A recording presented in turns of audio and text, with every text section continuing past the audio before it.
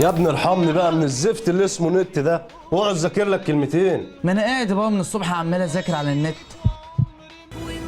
انا خلاص هطلب الطلاق. ليه بس كده؟ لسه طول النهار قاعد قدام النت برضه؟ ايوه مفيش فايده، واكتشفت كمان انه مسحب من على النت وطول النهار اتشات مع البنات. حرام عليك الفلوس اللي بدفعها في التليفونات، هو انا فاتح سنترال؟ واعمل لك ايه؟ ما انا طول النهار على النت. كمبيوتر، ما تخليهمش متخلفين، اخبار متقدمين يا اختي واحنا بقينا مفلسين. زي ما بقول لحضرتك، الدراسات بتاعتنا من خلال اللجان اللي شكلناها أثبتت إن سبب رئيسي للخلافات الأسرية والتفكك الأسري وحالات الطلاق اللي بتحصل، سبب رئيسي ليها هو الإنترنت، لأنه خلى مفيش حوار بين أفراد العائلة وفصل بين الآباء والأبناء. لذلك وحفاظا على الأسر المصرية من الانهيار، قررنا منع الإنترنت تماما.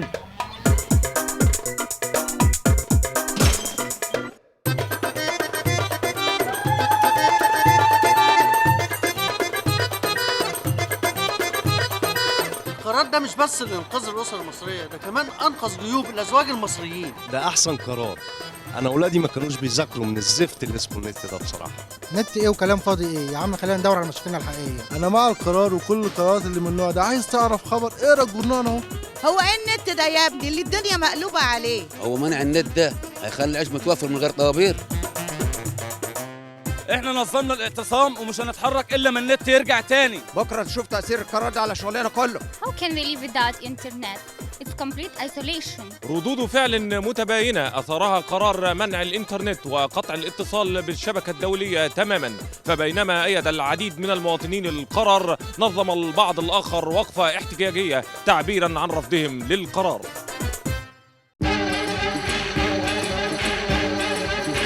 احنا طبعا خدنا القرار ده بعد دراسات استمرت 15 سنة.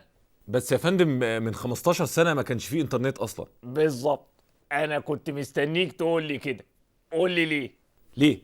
لأننا من 15 سنة حسينا إنه بعد 15 سنة هنبقى محتاجين القرار ده.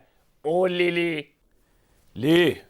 لأننا من 15 سنة وإحنا بنفكر ليكم ولأبنائنا 30 سنة لقدام.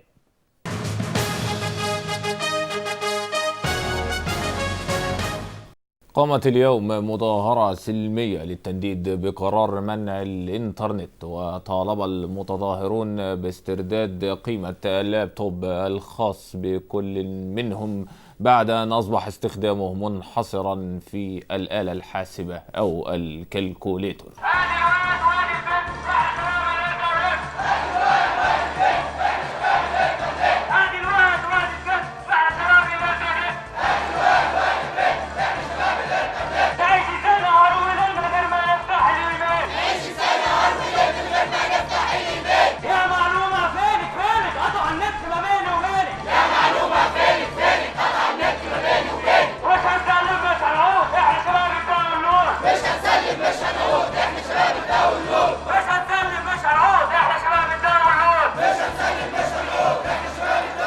مظاهرات غاضبة من جموع الشباب والطلاب احتجاجا على قرار منع الإنترنت الذي يرى فيه الطلاب اعتداء على حرياتهم الشخصية. يعني ايه مفيش انترنت؟ هو الانترنت شاتوا بس؟ هم مش عايزين نعرف اخبار الدنيا ولا ايه؟ يعني هم عايزيننا نقعد على القهاوي ونشرب شيشه؟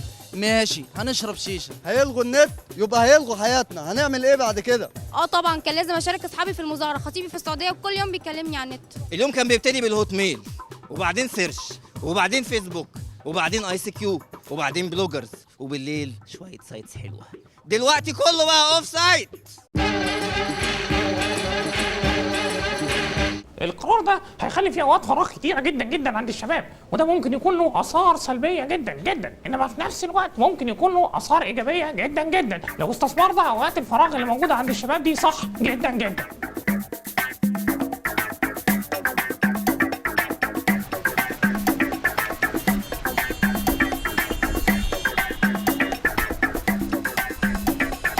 انا كصاحب مكتبه احسن قرار نزل لغايه دلوقتي قرار الغاء النت دوت. ابتدت الناس تيجي تقرا كتب، وابتدت الناس تتثقف من تاني، وابتدينا نبيع، وابتدت الاشياء تبقى معدن. النت لعب دور كبير في تهميش الكتاب. القرار ده هيقضي تماما على البحث العلمي في البلد، احنا كده مش هنتواصل مع التقنيات والتطورات اللي بتحصل في العالم. انا باحث تاريخي وبحاول اعرف محمد علي باشا اتولد سنه كام. المعلومه اللي كنت بجيبها في ثانيه على النت دلوقتي هتحتاج مني كام شهر، ده اذا لقيتها.